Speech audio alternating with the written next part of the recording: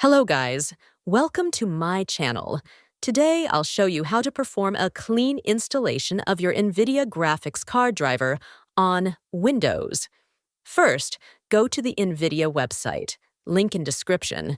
Select your graphics card series and model, then select your Windows version and click Find.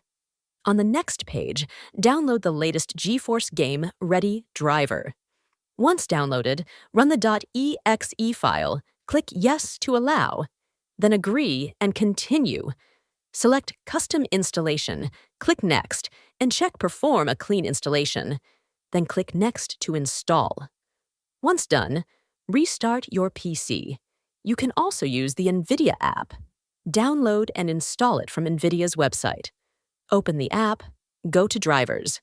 Check for updates, download the update, select Custom, and check Clean Installation. Click Continue and let it finish. Then restart your PC. That's it! Your NVIDIA driver is now installed cleanly.